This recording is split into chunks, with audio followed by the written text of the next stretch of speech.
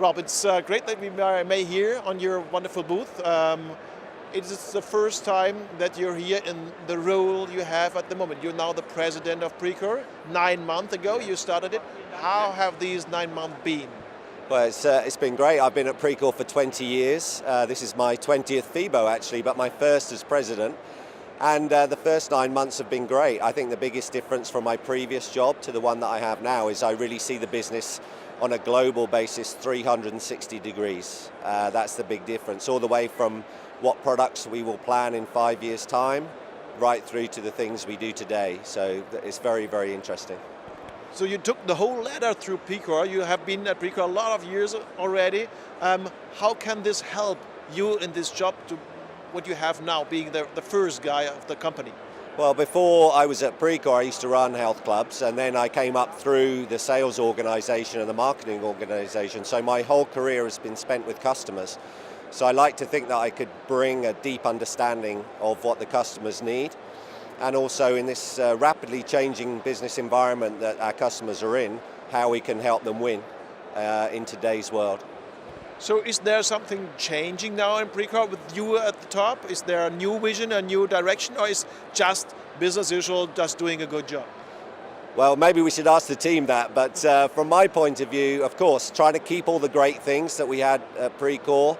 You know, we have great history of innovation with the elliptical and the adaptive motion trainer. So it's really trying to keep the history of innovation going, and the culture at Precor is very strong. At the same time, investing heavily in more concept-based innovation to help the operators do the main things that they've always wanted, which is to attract more members, keep them for longer, increase the yield per member, and maybe keep their costs down.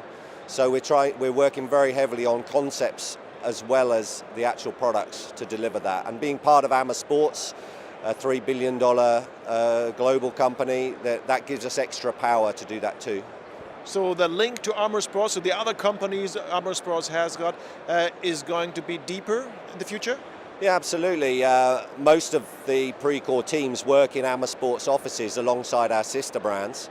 And so that already gives us some extra power and extra ability to help the operators. So we're going to be looking at that and working more closely with our sister brands. We're all one family at AMA Sports, so why not? Most of the consumers that go to clubs also buy sporting products.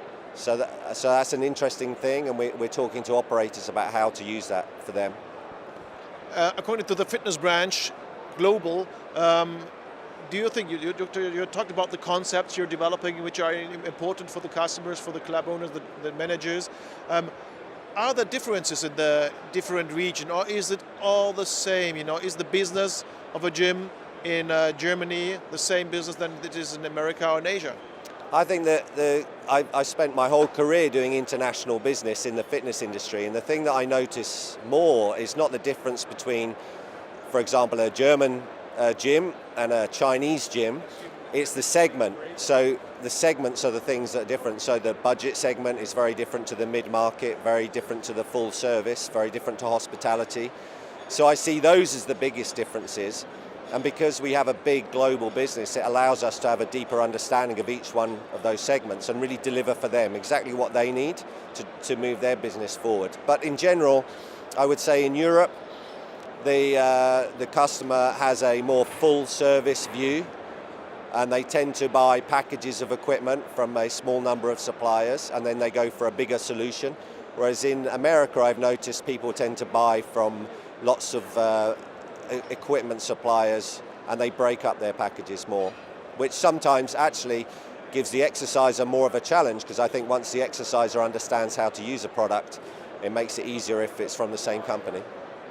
And what do you think the future will bring? At the moment, I have the feeling that the fitness market is developing quite good.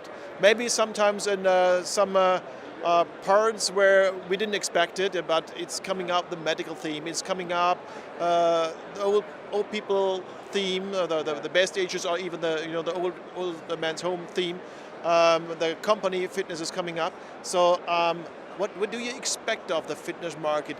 Does it develop in the core business too at the gyms, or just at these edges? It will develop everywhere. I think the growing demand for living the life that you desire is with every human. What they now need is a way, an enabler for them to help them live the life that they desire.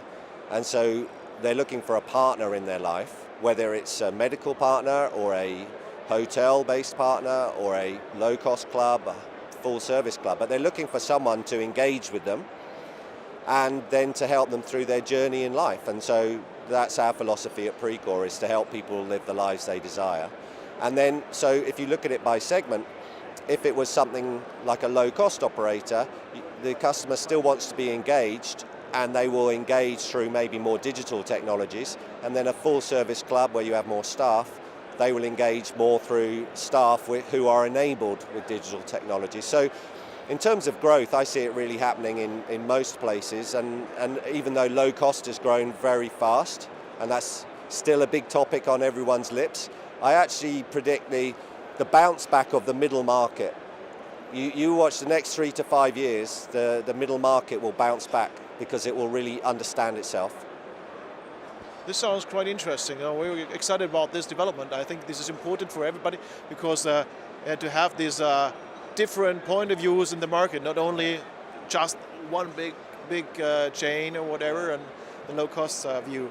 And another thing is for me is what you're telling now is it sounds like it is really intensive in taking care of. So you need a lot of staff, a big staff, to deliver the service to take care of all these developments. Are you doing some things in this direction? Because I heard in Germany you did this already. In America you're doing a new structure too, is that right? To take care of the customers? Yeah, we see a customer of Precor as a customer for life. So we invest really heavily in the technical service and the engineers to look after the customers, but also people to look after their business, so we can start to work with them to help grow their business. Just you may buy all new Precor and keep it for 3 to 5 years, but we want to be helping you every week and every month of that 3 to 5 year period. So on the mechanical side, it's more about service technicians. We've grown our Germany team hugely, and our business has in Precor in EMEA and Asia Pacific, we added 100 million in the last 4 years to our sales, and that's in a difficult economic condition. So to add 100 million, we also have to support these customers well and continue our growth. And then the support is not just technical, it's also business support.